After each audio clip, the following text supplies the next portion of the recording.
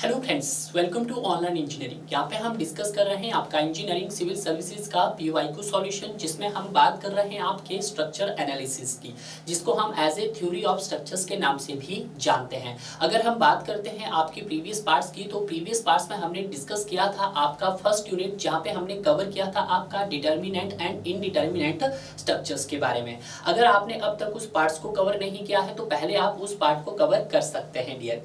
आज हम बात करेंगे आपके statically determinant and indeterminate structures के पार्ट सेकंड की। पार्ट सेकंड को भी मैं उसी तरह से कवर करूंगा जैसे कि मैंने प्रीवियस पार्ट को कवर किया है डियर। मैंने आपको पहले भी बताया है कि यहाँ पे जो भी हमने क्वेश्चंस का अप्रोच किया है उसको हमने दो मेथड से उसको अप्रोच किया है।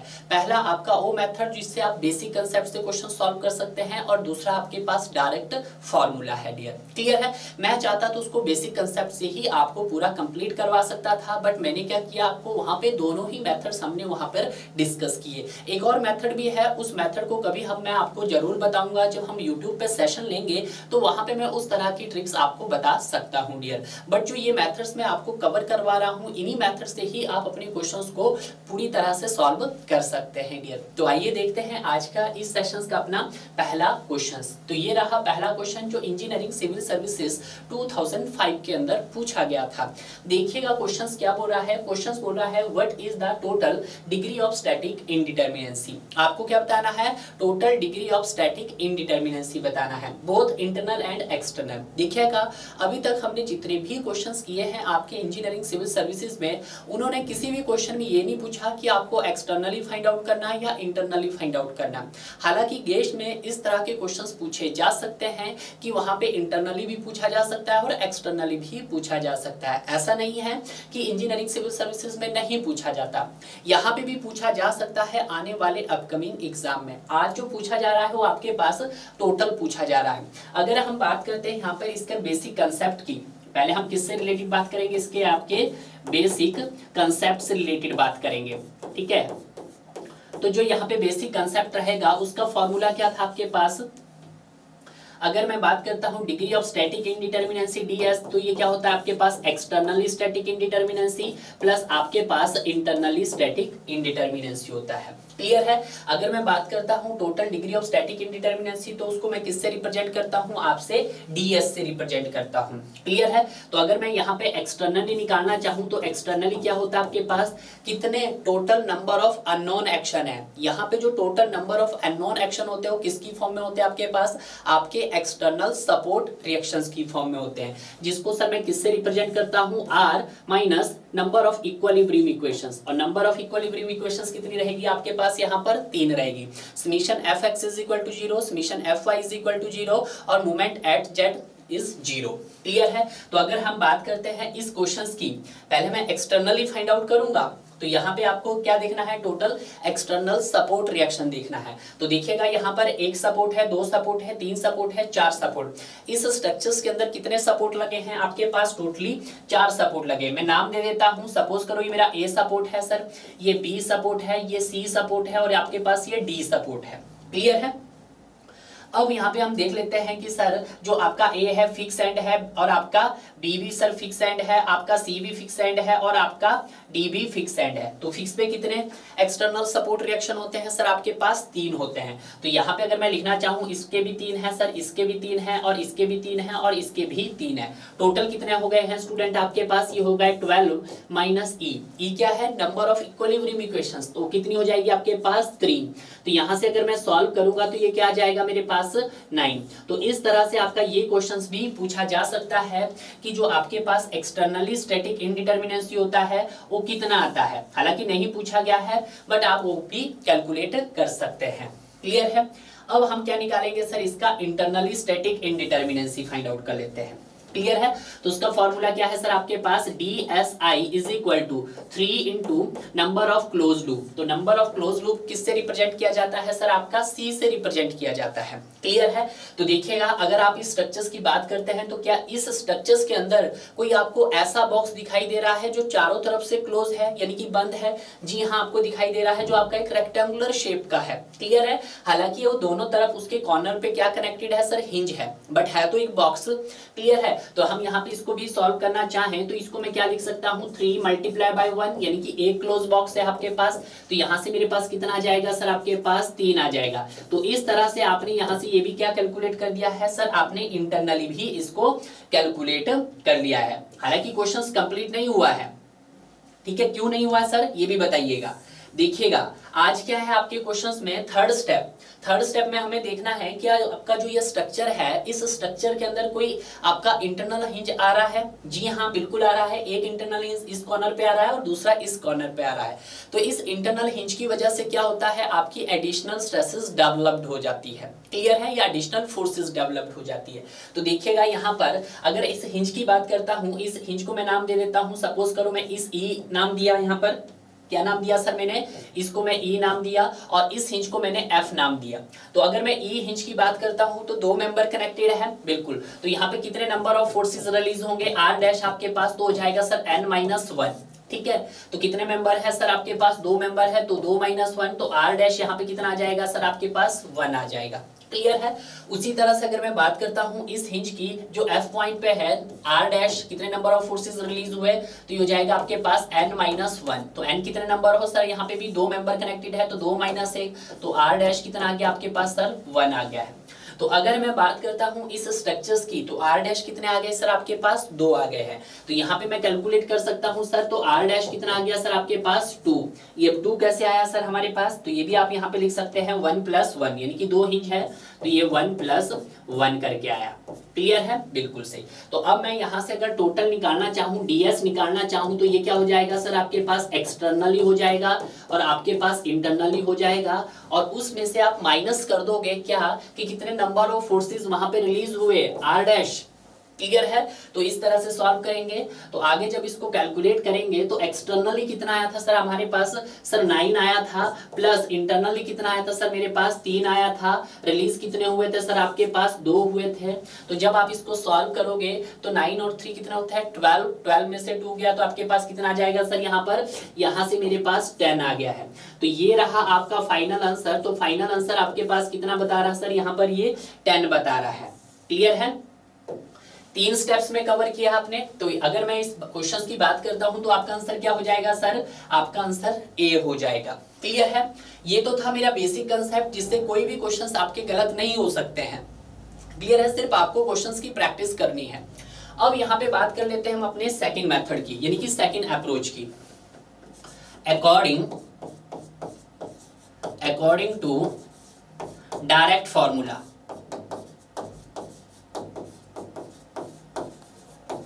ठीक है। वैसे तो मैंने अकॉर्डिंग टू डायरेक्ट फॉर्मूला आपको प्रीवियस पार्ट्स के अंदर भी करवाया था, बट वहां पे थोड़ा सा आपका फॉर्मूला क्या था, थोड़ा सा चेंज किया गया था, क्लियर है। हालांकि वो फॉर्मूला भी आप यूज कर सकते हैं, बट बेटर होगा जो अब मैं फॉर्मूला बता रहा हूं आप उसी फॉर्मूले से ही डायरेक्ट कर सकते हैं। तो यहाँ पे जब मैं डिग्री ऑफ स्टैटिक इनडिटर्मिनेंसी निकालता हूँ ds, तो हो जाएगा 3 टाइम्स m क्या है नंबर ऑफ मेंबर, प्लस आपके पास कितने एक्सटर्नल सपोर्ट रिएक्शन है, माइनस r डैश क्या है कितने नंबर ऑफ फोर्सेस रिलीज हो रहे हैं आपके पास, ये फॉर्मूला है, माइनस 3 टाइम्स जे क्या है आपके पास नंबर ऑफ रिजिड ज्वाइंट है, प्लस जे डैश, और जे डैश क्या है आपके पास total number of hybrid joints है। ये मैंने आपको पहले भी डिस्कस करके बताया था, क्लियर है। अब यहाँ पे अगर मैं बात करता हूँ यहाँ पर किसकी सर, आपके मेंबर की, तो यहाँ पे m मतलब टोटल नंबर ऑफ मेंबर कितने हैं, तो मेंबर को काउंट कीजिएगा, 1 member, 2 member, 3 member, 4 member, 5 member, 6 member, 7 member, 8 member, 9 member, 10 member. तो टोटल मेंबर कितने हो गए सर आपके पास यहाँ पर 10 मेंबर हो गए हैं। उसी तरह से एक्सटर्नल सपोर्ट रिएक्शंस कितनी है जो आपने ऑलरेडी कैलकुलेट किया है, 3, 6, 3 और 12 एक्सटर्नल रिएक्शंस होगी आपके पास 12। कितने नंबर ऑफ फोर्सेस रिलीज हुए सर यहाँ पर आपके पास 2 मेंबर के साथ 1 हिंज कनेक्ट था, 2 मेंबर के साथ 1 हिंज कनेक्ट था, तो आपके पास कितने फोर्सेस रिलीज हुए थे सर 2 हुए थे, क्लियर है।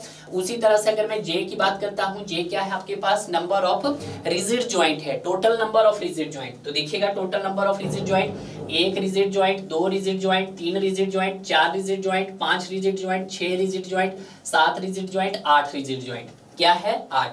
अब बोलोगे सर कि जो आपका ये हिंज है आपने इसको क्यों कंसीडर नहीं किया, इसको मैंने हाइब्रिड रिजिड जॉइंट में कंसीडर करूंगा, ठीक है। तो यहाँ पे जे डैश कितना, जे कितना हो गया आपके पास सर 8 हो गया। उसी तरह से अगर मैं जे डैश की बात करता हूँ, जे डैश बोले तो total number of hybrid joint जहाँ पे आपका हिंज कनेक्ट होगा, तो एक हिंज है, दो हिंज है, टोटल हाइब्रिड जॉइंट्स कितने हो गए आपके पास सर यहाँ पर 2 हो गए हैं। क्लियर है। तो इसको सॉल्व किया जाएगा यहाँ पर, तो ds हो जाएगा आपके पास 3 टाइम्स मेंबर आपके पास 10 हो जाएगा, प्लस re एक्सटर्नल आपके पास 12 हो जाएगा, -2 माइनस 3j, जे कितना आपके पास सर यहाँ पर 8 है आपके पास, +2। क्लियर है। कुछ इसी तरह से सॉल्व कर दीजिएगा इसको, तो यहाँ पे आ जाएगा 30 + 12 -2 माइनस यहाँ पे कितना है, ये आपके पास 10 बन गया, तो 30 आ गया। यहाँ पर कितना आ गया सर 30 आ गया। क्लियर है। तो इसको जब सॉल्व करेंगे तो ये 30 हो गया है, प्लस ये आपके पास 12 प्लस का है माइनस, तो ये हो गया आपके पास 10 - 30। क्लियर है। 30 से 30 कैंसिल हो गया आपके पास, तो डिग्री ऑफ स्टैटिक इंडिटर्मिनेंसी कितनी आई सर आपके पास यहाँ पर 10 आ गई है। तो क्या यहाँ से भी आपकी डिग्री ऑफ स्टैटिक इंडिटर्मिनेंसी कितनी आई थी सर 10 ही आई थी। देखिएगा ये क्वेश्चन आपका और ये फॉर्मूला तभी एप्लीकेबल होगा जब आपसे टोटल पूछा गया है, बट अगर एग्जामिनर ने एक्सटर्नली और इंटरनली पूछ लिया है तो आपको ये फॉर्मूला कहीं ना कहीं देखना पड़ेगा। क्लियर है।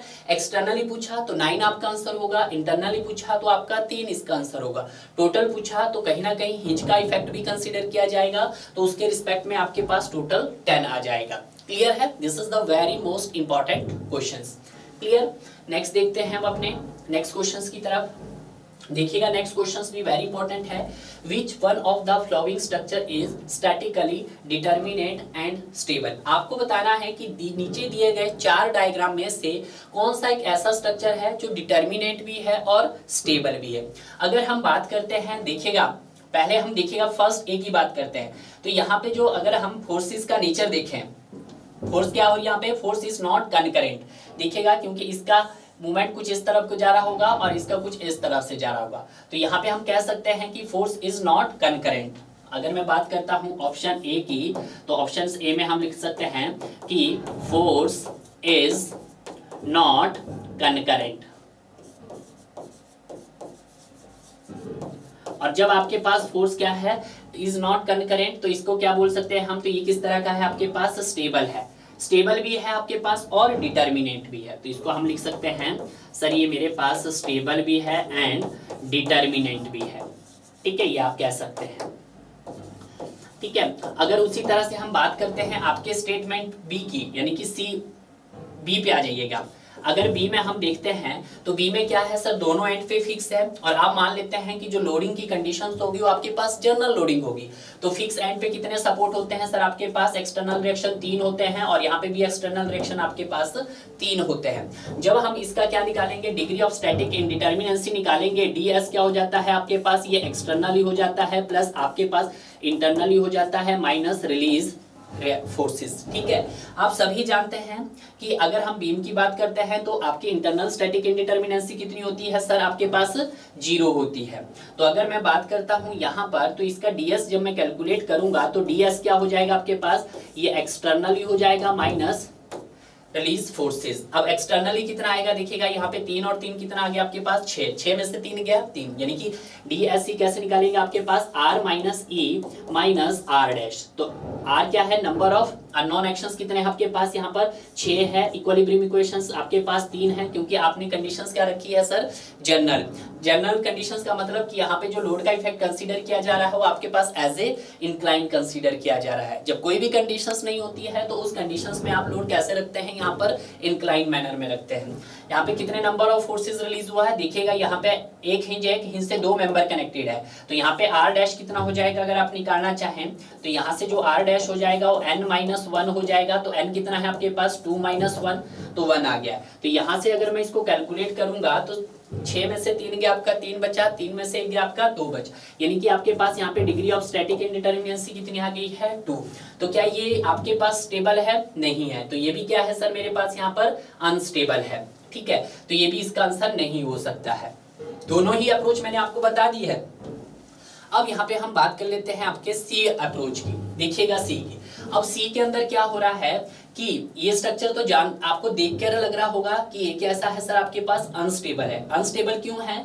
क्योंकि जो आपके पास यहाँ पर द जो लाइन ऑफ एक्शन है वो passing through the each of other, कि दोनों का जो लाइन ऑफ एक्शन है वो क्या कर रहा है, आपस में पास कर रहा है। जब दोनों का लाइन ऑफ एक्शन आपके आपस में पास कर रहा है तो ये स्ट्रक्चर्स भी क्या होगा, आपके पास एक प्रकार का अनस्टेबल होगा है। तो अगर मैं सी स्टेटमेंट को लिखना चाहूं तो मैं यहाँ पे लिख सकता हूं, क्या है ये सर, ये भी आपके पास अनस्टेबल है। अनस्टेबल कैसे है सर, तो आप कह सकते हैं लाइन ऑफ एक्शन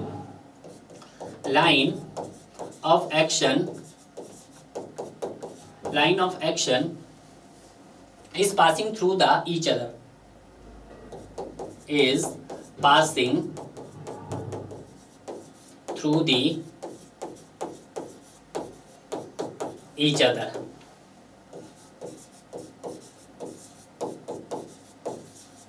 क्लियर है, सी स्टेटमेंट भी क्लियर हो गया है। अब बचता है आपके पास डी स्टेटमेंट। अब डी स्टेटमेंट क्या बोल रहा है आपके पास, देखिएगा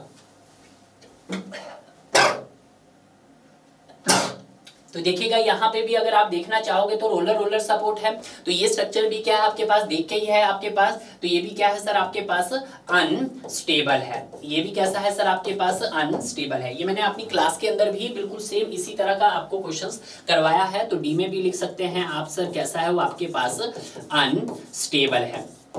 क्लियर है, तो यहाँ पे अगर मैं इस क्वेश्चंस की बात करता हूँ कि which of the flowing structure is statically determinate and stable, तो यहाँ पे आपका राइट आंसर क्या हो जाएगा आपका सर, यहाँ पर ए इसका राइट आंसर हो जाएगा। क्लियर है, आप इसको देख कर कैलकुलेट भी कर सकते हैं। सर आपने इसको डिटर्मिनेट कैसे कहा, ये तो आपका सही है कि सर स्टेबल हुआ है या डिटर्मिनेट हुआ, तो देखिएगा जब इसका हमने फोर्सेस का जो लाइन ऑफ एक्शन है वो आपस में मीट नहीं कर रहा है, कैसा है आपका, वो आपके पास नॉट कंकरेंट है। क्लियर है, तो हम कह सकते हैं आपके पास स्टेबल है। बट जब हम डिटर्मिनेट की बात करते हैं तो डिटर्मिनेट्स के लिए आप देख सकते हैं यहाँ पर कि यहाँ पे कितनी आ रही है रिएक्शंस आपके पास सपोर्ट पे सर 2 आ रही है, यहाँ पे रोलर है 3, तो यहाँ पे आप number of unknown actions minus equilibrium equations करते हैं, जी हाँ करते हैं, तो 3 में से 2 गया आपके पास कितना बचता, सॉरी अननोन एक्शंस कितने बन गए यहाँ पर, तो यहाँ पे आपके पास सर 2 थे देखिएगा, और यहाँ पे 1, तो आपके पास 3, तो 3 - 3 0, तो इस तरह से आपका स्ट्रक्चर्स क्या हुआ, डिटर्मिनेट तो हुआ, क्योंकि अगर आप इसका क्या निकालोगे, डिग्री ऑफ स्टैटिक इंडिटर्मिनेंसी निकालोगे, डीएस निकालोगे आपको, तो आप सभी जानते हैं ये एक्सटर्नली होता है प्लस आपके पास इंटरनली, तो इंटरनली तो इसका हम कैलकुलेट नहीं कर पाएंगे क्योंकि यहाँ पे कोई भी क्लॉज बॉक्स नहीं है, तो 0 हो जाएगा। एक्सटर्नली तो आप इसको कैलकुलेट कर ही सकते हैं, तो एक्सटर्नली क्या हो जाएगा, r - e कर देंगे हम। अब यहाँ पे r क्या है, total number of unknown action है, कितने हैं, 2 और 1 3 है, इक्विलिब्रियम इक्वेशंस आपके पास 3 है, तो ये क्या हो जाएगा 0। अगर आपका डिग्री ऑफ स्टैटिक इंडिटर्मिनेंसी 0 हो जाए तो इसका मतलब आपका स्ट्रक्चर्स क्या है, यहाँ पर डिटर्मिनेट है। तो इसी के बेस पर एक छोटा सा कंसेप्ट है जो आपको यहाँ पर मैं कवर करवाऊंगा, थोड़ा सा मैं उसको रीड कर लेते हैं। देखिएगा वेरी इंपॉर्टेंट है कि जब आपके स्ट्रक्चर्स के अंदर अगर इंटरनल हिंज कनेक्ट हो जाएं, अगर इंटरनल हिंज कनेक्ट हो जाएं तो वहां पे एडिशनली इक्विलिब्रियम इक्वेशंस एडेड हो जाती है। इक्विलिब्रियम इक्वेशंस एडेड होने से क्या बन जाता है, वहां पे वो मोमेंट की फॉर्म में फॉर्म हो जाता है, तो उस कंडीशंस में हम इक्वेशंस यूज करते हैं m-1। आप m भी लिख सकते हैं और कई बुक में n भी लिखा है, मैं भी मोस्टली n लिखता हूँ। n क्या है यहाँ पे, number of members connected to the hinge, कि वो हिंज जिससे आपके कितने नंबर ऑफ मेंबर्स कनेक्टेड है। अब आपको ये बताना है कि आपका स्ट्रक्चर सर स्टेबल है या अनस्टेबल है। क्लियर है, अगर आपका स्टैटिक इंडिटर्मिनेंसी ग्रेटर देन 0 हो तो उस कंडीशन में हमारा स्ट्रक्चर्स कैसा होता है सर, इनडिटर्मिनेट होता है। अगर आपकी स्टैटिक इंडिटर्मिनेंसी सर 0 होती है तो उस स्ट्रक्चर्स को हम डिटर्मिनेंट बोलते हैं। तो क्या आप यहाँ पे जब मैंने आपको ये क्वेश्चन सॉल्व करवाया तो इस क्वेश्चन में हमने पहला ही देखा कि जो इसका डिग्री ऑफ स्टैटिक इंडिटर्मिनेंसी आ रहा था वो सर आपके पास 0 आ रहा था। क्यों आ रहा था सर 0, क्योंकि यहाँ पे ds 0 है। क्लियर है, ये आप देख सकते हैं। अगर आपकी स्टैटिक इंडिटर्मिनेंसी माइनस में आती है तो उस कंडीशन को हम क्या बोलते हैं, स्ट्रक्चर इज अनस्टेबल बोलते हैं, और इसी अनस्टेबल को हम as a mechanism of structures के नाम से भी जानते हैं डियर। क्लियर है, is the very important concept है। अब मूव कर लेते हैं हम अपने नेक्स्ट क्वेश्चंस की तरफ। नेक्स्ट क्वेश्चंस देखिएगा, what is the degree of static indeterminacy of the frame shown in the figure. देखिएगा इस क्वेश्चन को आप चाहो तो डायरेक्ट सॉल्व कर लो, आप चाहो तो बेसिक कंसेप्ट से करो, मैं दोनों से सॉल्व करता हूं। तो बेसिक कंसेप्ट देखिएगा हमारा क्या रहेगा,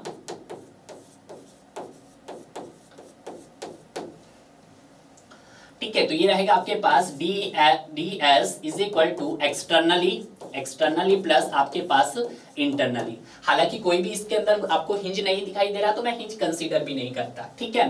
तो यहाँ पे देखिएगा, यहाँ पे एक्सटर्नली जब निकालते हैं तो total number of unknown actions minus equilibrium equations.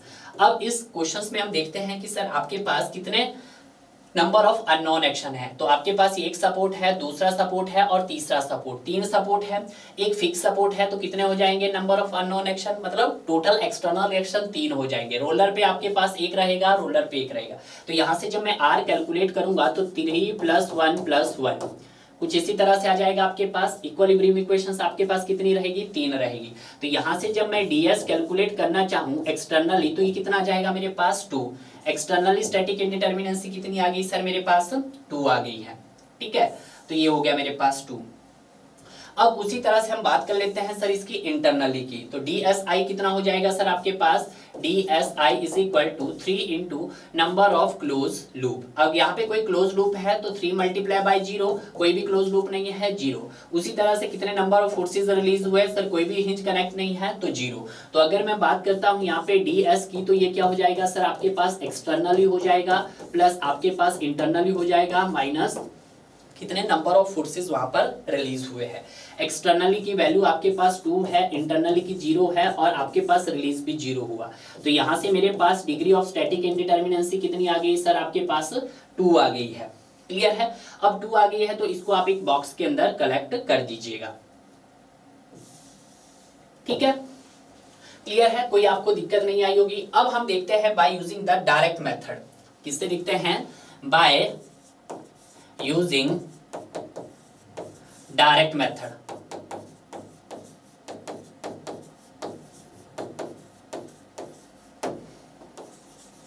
ठीक है, क्योंकि ये भी आपको लगाना जरूरी है, कभी कभी आप डायरेक्ट भी सॉल्व कर सकते हैं।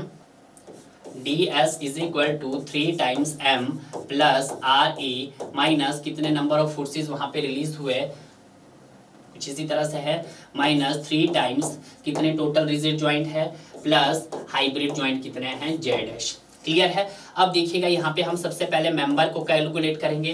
तो मेंबर देखिएगा कितने मेंबर हो जाएंगे आपके पास, 1 मेंबर हो गया है, 2 मेंबर हो गए हैं, 3 मेंबर हो गए, 4 मेंबर, 5 मेंबर, 6 मेंबर, 7 मेंबर। कितने मेंबर आ गए सर आपके पास, 7 मेंबर आ गए। तो मेंबर की जगह मैं 7 लिख देता हूँ। RE एक्सटर्नल रिएक्शंस कितनी आई सर आपके पास, 3, 4, 5। कितनी एक्सटर्नल रिएक्शन आई सर आपके पास, 5 आई है।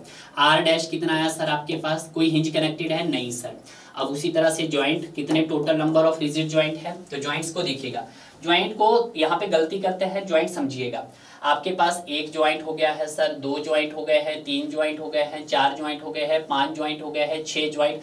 इसको भी आप ज्वाइंट कंसीडर कीजिएगा 7 और इसको भी कंसीडर कीजिएगा 8, यानी कि टोटल ज्वाइंट कितने हो गए सर आपके पास, 8। उसी तरह से अगर मैं J' की बात करता हूँ, अब J' क्या है आपके पास, total number of hybrid joint. तो हिंज तो कोई कनेक्ट नहीं है, तो टोटल हाइब्रिड ज्वाइंट भी कितना हो जाएगा सर आपके पास, 0 हो जाएगा। सॉल्व करके देख लेते हैं यहाँ पर। तो ये हो जाएगा 3 × m कितना हो जाएगा, 7 प्लस आपके पास 5 माइनस 0 माइनस 3 टाइम्स आपके पास 8 प्लस 0। कुछ इसी तरह से आ जाएगा। यस सर, इसी तरह से सॉल्व करेंगे तो यहाँ से कितना आ जाएगा आपके पास, ये 21 आ जाएगा प्लस आपके पास 5 आ जाएगा माइनस 24 आ जाएगा।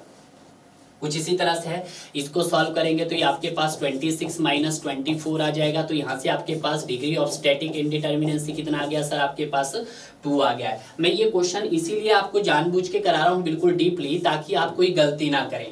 क्योंकि हर बारी, हर साल, चाहे वो आपका जेई का पेपर हो, चाहे एई का पेपर हो, चाहे इंजीनियरिंग सिविल सर्विसेज का पेपर का जो लेवल होता है इन क्वेश्चंस का पूछने का, वो बहुत ही इजी होता है। क्लियर है। तो आपका राइट आंसर क्या हो जाएगा सर, यहाँ पर सी इसका राइट आंसर हो जाएगा 2। क्लियर है।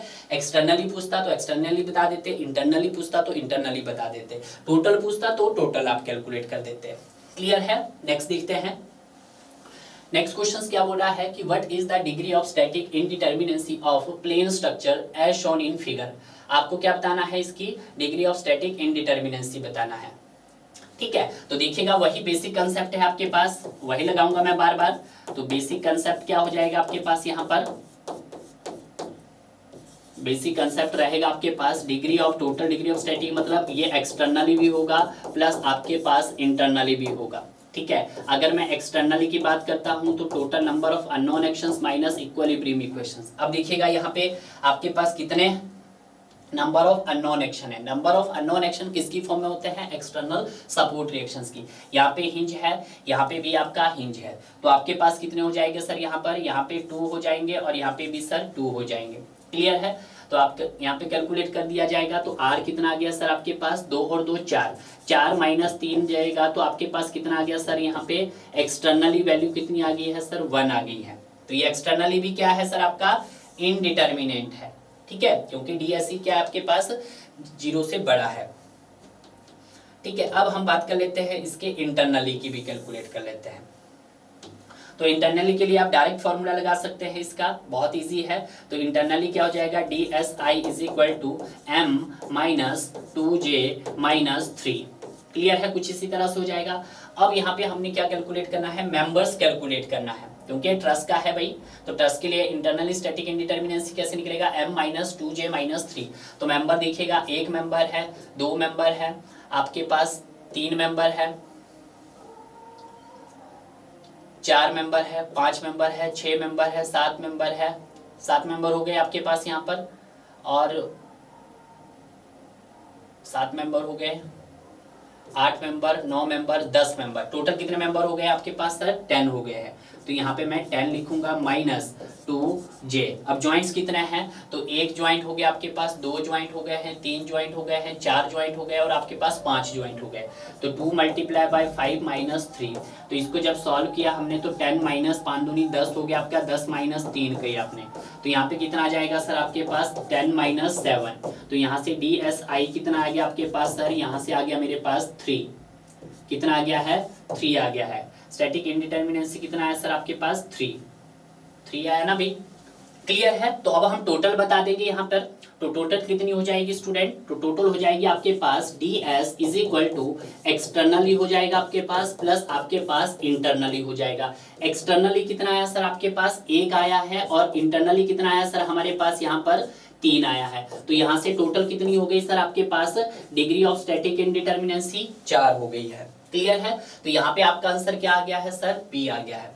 अब अगर आप ट्रस का डायरेक्ट फॉर्मूला लगाना चाहो तो यहाँ पे आप डायरेक्ट फॉर्मूला भी लगा सकते हैं डियर। क्लियर है, तो देखिएगा, by using the direct formula, bye using the direct formula.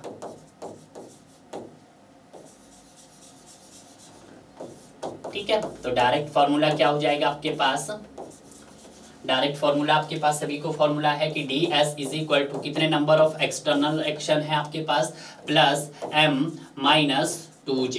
ये डायरेक्ट फॉर्मूला है। एक्सटर्नल रिएक्शंस कितनी आएगी सर हमारे पास, यहाँ पर आपने ऑलरेडी कैलकुलेट किए हैं यहाँ पर। तो यहाँ पे देख सकते हैं एक्सटर्नल रिएक्शन 4 है आपके पास, 4 है सर। आपके पास कितने नंबर ऑफ मेंबर्स आ गए थे सर, आपके पास 10 मेंबर आ गए थे, तो ये 10 मेंबर आ गए, माइनस 2J। ज्वाइंट्स कितने आए थे, तो ज्वाइंट्स भी आपने कंसीडर किए थे सर, 5 किए थे, तो यहाँ पर आपका पास 5 हो गया है। तो यहाँ पे जब इसको सॉल्व करेंगे तो 4 प्लस 10 माइनस 10 आ गया है, तो 10 से 10 कैंसिल हो गया है। तो यहाँ से मुझे क्या निकल के आ गया है मेरे पास, डिग्री ऑफ स्टैटिक इंडिटर्मिनेंसी आ गया है ट्रस की। तो यहाँ से कितना आ गया सर आपके पास, 4 इसका राइट आंसर आ गया है। क्लियर है, हमने क्वेश्चंस को बिल्कुल डीपली सॉल्व करने की कोशिश की है ताकि कहीं पे गलत ना हो। अगर मेरा ये मेथड सही है तभी आपका ये मेथड भी सही हो सकता है, ठीक है, क्योंकि आप चेक कर सकते हैं दोनों ही मेथड से क्या आ रहा है आपके पास, सेम आंसर आ रहा है। फर्क सिर्फ इतना है कि बेसिक कंसेप्ट से आप क्या कर फाइंड आउट कर सकते हैं, एक्सटर्नली भी और इंटरनली फाइंड आउट कर सकते हैं, बट इससे आप क्या कर सकते हैं, इससे आप डायरेक्ट फाइंड आउट कर सकते हो। क्लियर है, नेक्स्ट देखते हैं नेक्स्ट क्वेश्चन की तरफ। Next question the very very important question है, और इस तरह के क्वेश्चन अक्सर आपके इंटरव्यू के अंदर भी पूछे जा सकते हैं डियर। क्लियर है, कॉमन सा क्वेश्चन है, एक डिटर्मिनेट स्ट्रक्चर्स। सबसे पहले तो आपको पता होना चाहिए कि हमारे पास 2 टाइप के स्ट्रक्चर होते हैं, एक डिटर्मिनेट स्ट्रक्चर होता है और दूसरा आपके पास इनडिटर्मिनेट स्ट्रक्चर होता है। डिटर्मिनेट स्ट्रक्चर्स की जो डिग्री ऑफ स्टैटिक इंडिटर्मिनेंसी होती है वो आपके पास 0 होती है। तो अगर मैं बात करता हूँ डिटर्मिनेट स्ट्रक्चर की डिग्री ऑफ स्टैटिक इंडिटर्मिनेंसी, मैं यहीं पे लिख रहा हूँ ताकि आपका कंसेप्ट क्लियर हो, वो क्या होती है सर, 0 होती है। बट इनडिटर्मिनेट स्ट्रक्चर्स की जो डिग्री ऑफ स्टैटिक इंडिटर्मिनेंसी होती है वो आपके पास 0 से ज्यादा होती है। जीरो से ज्यादा मतलब वो 1 2 3 4, बट मोस्टली केस में जब हम एज ए प्रैक्टिकली फील्ड में काम करते हैं तो वो 4 से ज्यादा नहीं होनी चाहिए। क्लियर है, ये आप समझिएगा। अब जब हम डिटर्मिनेंट स्ट्रक्चर की जो डिग्री ऑफ स्टैटिक इंडिटर्मिनेंसी जीरो होती है तो क्या इस स्ट्रक्चर्स का आप एनालिसिस कर पाओगे? बिल्कुल कर पाएंगे। इस स्ट्रक्चर्स की एनालिसिस के लिए हमें सिंपल इक्विलिब्रियम इक्वेशंस का यूज करते हैं। तो वही है कि जो determinant structures the equilibrium conditions are fully adequate the analysis of the structures. कहने का मतलब क्या है कि अगर आपको डिटर्मिनेंट स्ट्रक्चर का एनालिसिस करना है तो उसके लिए यहाँ पर इक्विलिब्रियम कंडीशन सेटिस्फाइड होनी चाहिए और हो भी जाती है। इक्विलिब्रियम कंडीशंस क्या होती है आपके पास? Summation fx is equal to 0 होता है और summation fy is equal to 0 होता है और समीशन मोमेंट एट z आपके पास 0 होता है। बट इनडिटर्मिनेट स्ट्रक्चर्स में ये सफिशिएंट नहीं होता। अगर आप इनडिटर्मिनेट स्ट्रक्चर्स का एनालिसिस करना चाहो एज ए कंडीशन तो वहां पे this condition is not satisfied, तो उसके लिए हमें क्या करना पड़ता है? वहां पर extra conditions like compatibility displacement are required. तो वहां पे क्या करना होता है? हमें एक्स्ट्रा कंडीशंस की रिक्वायरमेंट होती है, जिसके लिए वहां पर हमें कंपैटिबिलिटी कंडीशंस की रिक्वायरमेंट रहती है। अब जो ये कंपैटिबिलिटी होती है ये आपके पास एडिशनली इक्वेशंस होती है। ये जो एडिशनली इक्वेशंस होती है इन इक्वेशंस को कैलकुलेट करने के लिए काफी टाइम चाहिए होता है और ऐसा नहीं होता है कि ये प्रोसीजर आपका बहुत जल्दी नहीं होता। तो यहाँ से अगर मैं डिटर्मिनेंट स्ट्रक्चर्स की बात करता हूँ तो डिटर्मिनेंट स्ट्रक्चर्स को जो एनालिसिस की जाती है वो आपके पास सिंपल इक्विलिब्रियम इक्वेशन से, और जबकि इनडिटर्मिनेंट स्ट्रक्चर्स की तो उसके लिए हमें क्या चाहिए होता है सर? आपका कंपैटिबिलिटी इक्वेशन चाहिए होती है। सेकंड देखते हैं। सेकंड क्या बोल रहा है कि bending moment shear force at any section is independent of the material property of the structures. कि जब भी हम डिटर्मिनेंट स्ट्रक्चर्स की बात करते हैं, जो डिटर्मिनेंट स्ट्रक्चर्स का जो बेंडिंग मोमेंट और जो शेयर फोर्स डायग्राम होते हैं वो क्या होते हैं आपके पास? इंडिपेंडेंट होते हैं उसकी मटेरियल की प्रॉपर्टीज के ऊपर और उसके क्रॉस सेक्शन और मोमेंट ऑफ इनर्शिया के ऊपर। देखिएगा यहाँ पे मैं लिख रहा हूँ, शॉर्टकट में लिख रहा हूँ कि हम बात कर रहे हैं किसकी सर? आपके पास डिटर्मिनेंट स्ट्रक्चर्स की। डिटर्मिनेंट स्ट्रक्चर्स और दूसरा हो गया आपके पास इनडिटर्मिनेंट।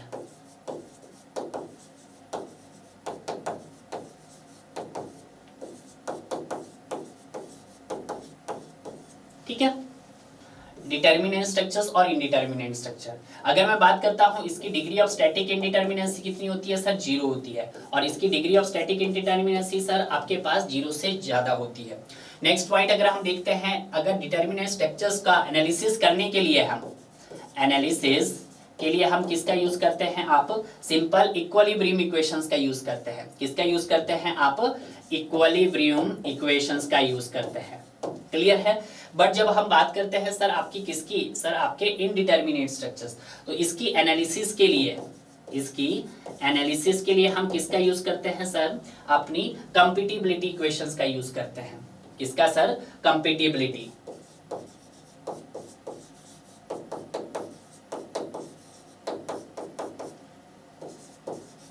इक्वेशन बोल दो या डिस्प्लेसमेंट बोल दो, ठीक है, इसका करते हैं। उसी तरह से अगर हम बात करते हैं डिटर्मिनेंट स्ट्रक्चर्स का, कि जो भी आपका बेंडिंग मोमेंट डायग्राम होता है और जो भी आपका शेयर फोर्स डायग्राम होता है, ये क्या होता है सर? आपके पास इंडिपेंडेंट होता है। ठीक, क्या होता है सर आपके पास? इंडिपेंडेंट, मतलब डिपेंड नहीं करता। क्या होता है? इंडिपेंडेंट होता है। किस किस पे इंडिपेंडेंट होता है सर आपका? ये होता है मटेरियल की प्रॉपर्टीज के ऊपर, मटेरियल्स की प्रॉपर्टी के ऊपर, और दूसरा सर इसके क्रॉस सेक्शन पे और मोमेंट ऑफ इनर्शिया, मतलब इस पे वो डिपेंड नहीं करता। बट अगर हम बात करते हैं सर किसकी? आपके इसी की, मतलब इनडिटर्मिनेट स्ट्रक्चर्स के बेंडिंग मोमेंट और शेयर फोर्स डायग्राम की, बेंडिंग मोमेंट और शेयर फोर्स डायग्राम की, तो ये क्या होते हैं सर? आपके डिपेंडेंट होते हैं। क्या होते हैं सर? आपके डिपेंड करते हैं, डिपेंड करते हैं। और डिपेंड किस पे के ऊपर करते हैं सर? आपके मटेरियल की प्रॉपर्टीज के ऊपर भी करते हैं, क्रॉस सेक्शन पे भी करते हैं और मोमेंट ऑफ इनर्शिया भी करते हैं। मटेरियल ऑफ प्रॉपर्टीज को मैं लिख रहा हूं material of property, MOP। MOP का मतलब क्या लिखा मैंने? Material of properties. और सर उसके क्रॉस सेक्शन पे भी और सर उसके मोमेंट ऑफ इनर्शिया पे भी क्या करते हैं? वो डिपेंड करते हैं। क्लियर है? वेरी इंपॉर्टेंट है। तो यहाँ से सेकंड भी क्लियर हो गया, थर्ड भी क्लियर हो गया है। अगर हम बात करते हैं डिटर्मिनेंट स्ट्रक्चर्स में, तो यहाँ पे जो टेम्परेचर का वेरिएशन होता है वो डू नॉट कॉजेज स्ट्रेसेस, कि अगर आपके डिटर्मिनेंट स्ट्रक्चर्स के अंदर कुछ टेम्परेचर का चेंज भी आ जाए तो यहाँ पे स्ट्रेसेस के अंदर किसी भी प्रकार का चेंजेस नहीं देखने को मिलते। बट इनडिटर्मिनेट स्ट्रक्चर्स में जैसे ही वहां पे टेम्परेचर का चेंजेस आते हैं तो कहीं ना कहीं उसके स्ट्रेसेस के अंदर भी चेंजेस देखने को मिलते हैं। तो फोर्थ पॉइंट भी आपका क्लियर हो गया है। क्लियर है। नेक्स्ट बोलता है fifth point, no stresses are cause due to lack of heat. यहाँ पे किसी भी प्रकार का लेक ऑफ हीट नहीं हो सकता, जबकि इनडिटर्मिनेट स्ट्रक्चर्स में आपका स्ट्रेसेस के कारण लेक ऑफ हीट हो सकता है। क्लियर है। ये आप देख ही सकते हैं कि जब हम डिटर्मिनेट स्ट्रक्चर्स की बात करते हैं तो यहाँ पे extra condition like compatibility, displacement are not required, but indeterminate structures में अंदर क्या होता है, हमें एक्स्ट्रा कंडीशन चाहिए होती है, जैसे compatibility of displacements are required to analyse the structures. Clear है। विद इक्विलिब्रियम इक्वेशंस, ऐसा नहीं है कि इनडिटर्मिनेट स्ट्रक्चर्स में इक्विलिब्रियम इक्वेशंस नहीं चाहिए। कंपेटिबिलिटी इक्वेशंस का यूज भी आप तभी कर पाओगे जब वहां पे आप नॉन होगा आपको क्या, आपकी इक्विलिब्रियम इक्वेशन। तो कंपेटिबिलिटी कंडीशन इक्वेशंस एंड आप यहाँ पे इक्विलिब्रियम इक्वेशंस भी ऐड कर सकते हैं। क्लियर है। तो अब देखते हैं क्वेश्चंस का फॉर्मेट क्या बोलता है कि determinate structures can not be analysed without the correct knowledge of modulus of elasticity. देखिएगा, जब भी हमने डिटर्मिनेट स्ट्रक्चर्स के बारे में जाना था तो डिटर्मिनेट स्ट्रक्चर्स में ऐसा कोई जरूरी नहीं है, कंपल्सरी नहीं कि आपके पास वहां पे मॉडुलस ऑफ इलास्टिसिटी होना ही चाहिए। आप चाहो तो डिटर्मिनेट स्ट्रक्चर्स को without the knowledge of modulus of elasticity भी बना सकते हैं। तो बोला कैन नॉट नहीं मतलब कर सकते हैं, उसका हम कर सकते हैं, तो ये हो गया आपके पास फॉल्स। क्लियर है। सेकंड देखते हैं, मोस्ट नेसेसरी है और roller support at the one of its ends. उसने बोला है कि एक एंड पे रोलर सपोर्ट का होना बहुत जरूरी है। ऐसा जरूरी नहीं है। अगर मैं डिटर्मिनेट स्ट्रक्चर्स की बात करता हूँ, जैसे फॉर एग्जांपल मेरे पास एक फिक्स, दोनों एंड कैसे हैं, फिक्स है। अगर फिक्स एंड की मैं डिग्री ऑफ स्टैटिक इंडिटर्मिनेंसी निकालूंगा तो जीरो आ जाएगी। क्लियर है। मतलब जनरल लोडिंग के केस में, तो उस कंडीशन में ऐसा जरूरी नहीं कि आपके पास वहां पे रोलर सपोर्ट होना ही जरूरी है। तो ये भी आपके पास स्टेटमेंट क्या हो गई है सर, आपके पास फॉल्स हो गई है। क्लियर है। सी देखते हैं, requires only statically equilibrium equations for the analysis. बिल्कुल सही कि अगर आपको डिटर्मिनेट स्ट्रक्चर्स का एनालिसिस करना है तो उसके लिए आपका इक्विलिब्रियम इक्वेशंस का होना कंपल्सरी है। बिल्कुल सही। और इक्विलिब्रियम इक्वेशंस क्या होती है आपके पास, summation fx is equal to 0, summation fy is equal to 0 और moment at z is equal to 0 होगी। तो ये भी क्या हो गई सर, आपके पास स्टेटमेंट ट्रू हो गई है। डी ऑप्शन देख लेते हैं, will have zero deflection at its and. नहीं। क्लियर है। तो ये भी आपके पास क्या हो गया है, जीरो डिफ्लेक्शन तो नहीं हो सकता है, तो फॉल्स हो गया है। तो आपके पास यहाँ पे जो राइट ऑप्शंस बन जाएगा वो आपके पास क्या बन जाएगा सर, आपके पास सी इसका राइट आंसर बन जाएगा। ये तो डिटर्मिनेट स्ट्रक्चर से रिलेटेड क्वेश्चन पूछा गया था। अगला जो नेक्स्ट क्वेश्चन है वो इनडिटर्मिनेट स्ट्रक्चर से रिलेटेड पूछा गया है। क्लियर है।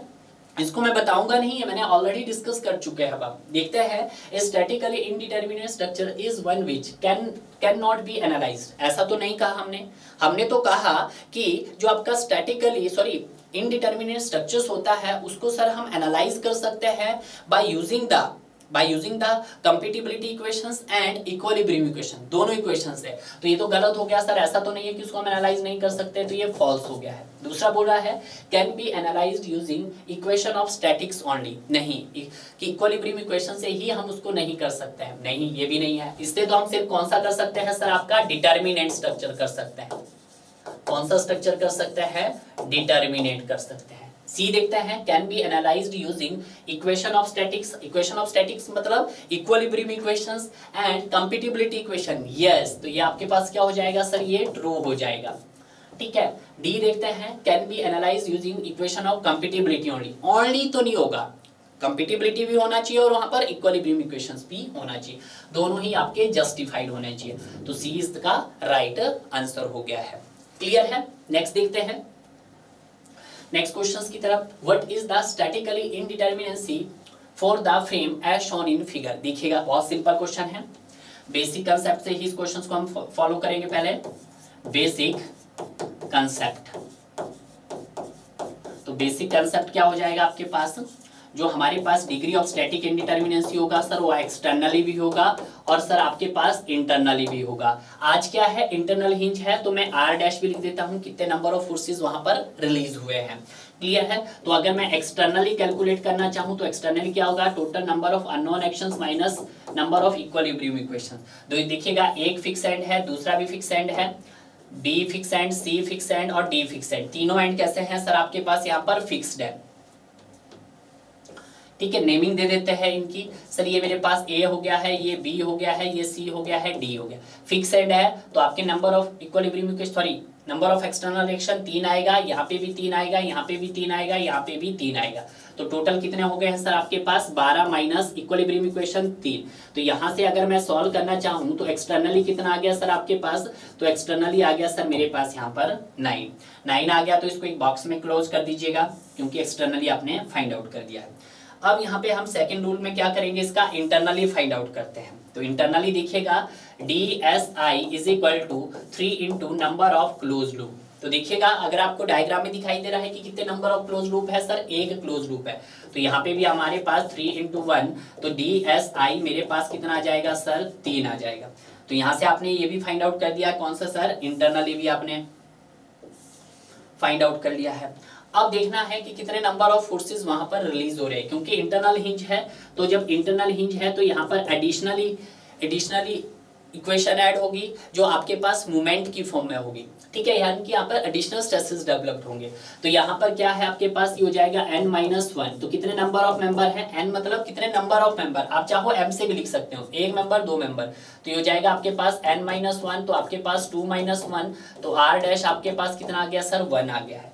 तो r डैश मेरे पास यहाँ पर 1 आ गया है, पूरा कैलकुलेट कर दीजिएगा, दैट इज 2-1 आपके पास 1 आ गया है। तो कैलकुलेट करेंगे आपके पास ds एक्सटर्नली कितना आया सर आपके पास 9 आया है, इंटरनली कितना आया 3, रिलीज कितना है वो 1। तो यहाँ से जो मेरा ds आ गया आपके पास वो कितना आ गया है सर 11 आ गया है। क्लियर है, आपने यहाँ पर एक्सटर्नली भी निकाल दिया है, इंटरनली भी निकाल दिया है, और आपके कितने नंबर ऑफ फोर्सेस रिलीज हुए हैं। अब जो स्टूडेंट यहाँ पे मोस्टली गलती करता है, कभी कभी वो हिंज का ध्यान ही नहीं रखता, और जब वो हिंज का ध्यान नहीं रखता तो आपका जल्दबाजी में आंसर कितना आता है सर इसका। तो देख लेते हैं, यहाँ पे 9 यहाँ पे थे आपके पास और 3 12, तो यहाँ पे 12 भी उसने ऑलरेडी ऑप्शन दिया है। तो बहुत सारे स्टूडेंट इसका आंसर जल्दबाजी में 12 लगा देते थे, कब, जब उन्हें हिंज नहीं कैलकुलेट करते थे। जब आप हिंज की वजह से वहां पे जो फोर्सेस रिलीज हुआ तो आप उसको -1 करना पड़ेगा। तो 12 में से 1 किया तो आपका आंसर क्या आ जाएगा सर आपके पास 11 इसका सही आंसर आ जाएगा। क्लियर है सर, हमें दूसरे मेथड से भी बता दीजिएगा। दूसरे मेथड से देखिएगा, by using the direct method, by using the direct method.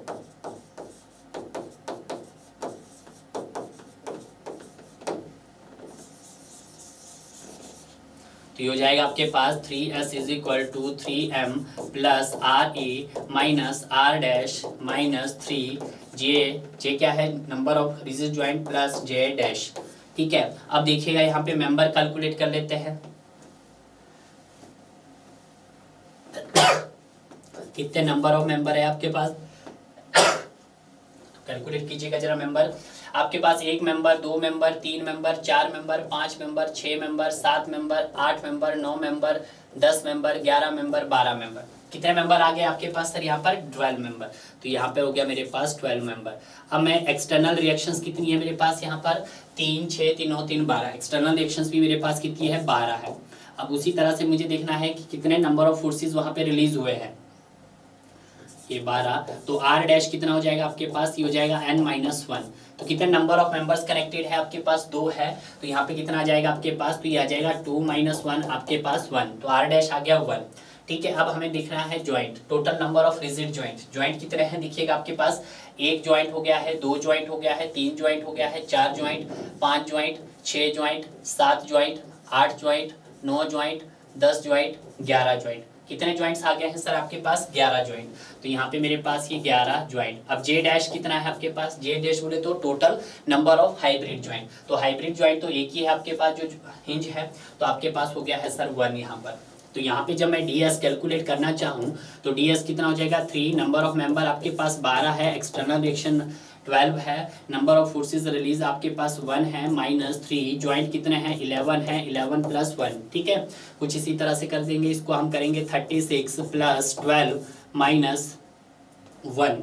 अब देखिएगा यहाँ पे -1 माइनस यहाँ पे 12 है, 36 आ जाएगा। ठीक है, अब इसको जब सॉल्व करेंगे हम तो ये 36 12 ये आ जाएगा आपके पास 11 माइनस 36, 36 से 36 कैंसिल हुआ तो आपके पास कितना आ गया है सर 11। तो डिग्री ऑफ स्टैटिक इंडिटर्मिनेंसी कितना आया सर आपके पास 11 आया। तो आपका राइट आंसर भी क्या हो गया है सर सी हो गया है। दोनों ही मेथड से मैंने इस क्वेश्चन को फुलफिल कर दिया है। क्लियर है। नेक्स्ट देखते हैं अपना नेक्स्ट क्वेश्चंस क्या बोल रहा है, what is the total degree of static indeterminacy both internally and externally. आपको क्या निकालना है, ये निकालना है। आप चाहो तो इसको बेसिक कंसेप्ट से भी कर सकते हो, मैं इसको डायरेक्ट से कर रहा हूँ, ठीक है। तो यहाँ पे देखिएगा जो फॉर्मूला आप लगाएंगे तो डिग्री ऑफ स्टैटिक इंडिटर्मिनेंसी क्या आएगा आपका ट्रस्ट का, तो ये हो जाएगा sir m plus RE minus 2J, ठीक है। अब m क्या है आपके पास, कितने नंबर ऑफ मेंबर्स यहाँ पे कनेक्टेड है, तो नंबर ऑफ मेंबर देखिएगा 1 member, 2 member, 3 member, 4 member, 5 member, 6 member, 7 member, 8 member, 9 member, 10 member, 11 member, 12, 13, 14, 15, 16, 17, 18 कितने मेंबर है आपके पास 18 मेंबर है। उसी तरह से मैं एक्सटर्नल रिएक्शंस की बात करता हूं तो एक्सटर्नल रिएक्शन देखिएगा ये भी आपके पास हिंज है और ये भी आपके पास हिंज है। तो टोटल कितने हो गए आपके पास, हिंज पे 2 है और यहाँ पे भी 2 है, तो ये हो गया आपके पास 4 हो गया है। अगर मैं ज्वाइंट की बात कर लेता हूँ तो ज्वाइंट भी देखिएगा आपके पास यहाँ पर 1 ज्वाइंट हो गया है, 2 ज्वाइंट हो गया है, 3 joint, 4 joint, 5 joint, 6 joint, 7 joint, 8 joint. कितने ज्वाइंट हो गए सर आपके पास 8 ज्वाइंट और 1 ज्वाइंट यहाँ पे 9 ज्वाइंट, तो ये हो गया है 9 ज्वाइंट्स। ये आ गया है पूरा कैलकुलेट। तो यहाँ से जब ds निकालेंगे मेरे पास मेंबर है आपके पास 18 प्लस एक्सटर्नल रिएक्शंस कितनी है 4 माइनस 2J ज्वाइंट्स कितने हैं 9। तो यहाँ से जब इसको सॉल्व किया हमने तो ds हो गया आपके पास 18 प्लस 4 माइनस 18, माइनस के 18 प्लस के 18 कैंसिल हो गया है। तो डिग्री ऑफ स्टैटिक इंडिटर्मिनेंसी कितनी आ गई सर आपके पास यहाँ पर 4 आ गई है। क्लियर है। तो यहाँ पे आपका राइट आंसर क्या हो जाएगा सर, इसका बी इसका राइट आंसर हो जाएगा। क्लियर है। नेक्स्ट देखते हैं, आज इस सेशन का लास्ट क्वेश्चन है ये। इस क्वेश्चन को देखिएगा कि what is the total degree of static indeterminacy in the continuous prismatic beam. आपके पास एक प्रिज्मेटिक बीम दिया गया है और इस बीम की सबसे बड़ी खासियत क्या है कि लोडिंग इज गिवन, ठीक है। आज क्या दिया है आपके पास, in case of vertical loading दी गई है, in case of vertical loading.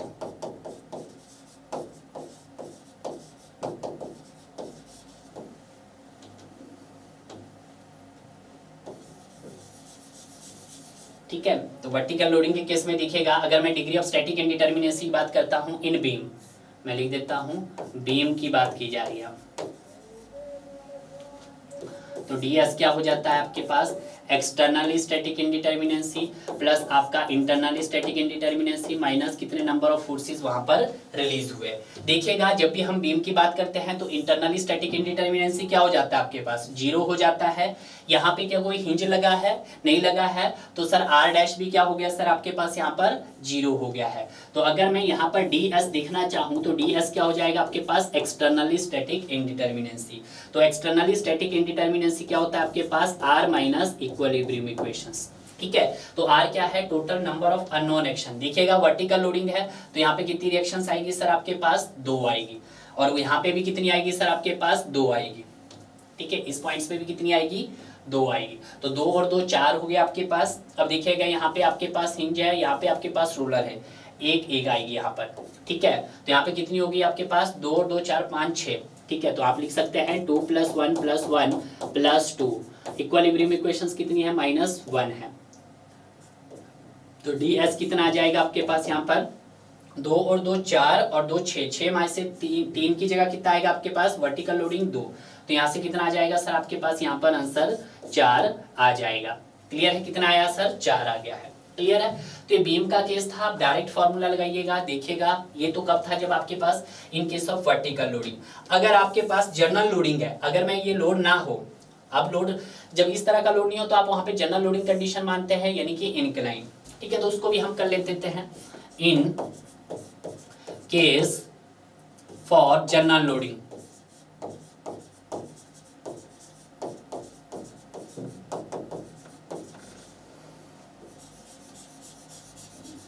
Formula बिल्कुल वही रहेगा जो यहाँ पर है, चेंज नहीं होगा, वही आपके पास कि ds = एक्सटर्नली भी देख लीजिएगा आप इंटरनली भी देख लीजिएगा आप, और कितने नंबर ऑफ फोर्सेस रिलीज हुए। आप सभी जानते हैं इंटरनली और यहाँ पे कोई भी हिंज नहीं है तो ये भी 0 हो गया है, ये भी 0 हो गया है।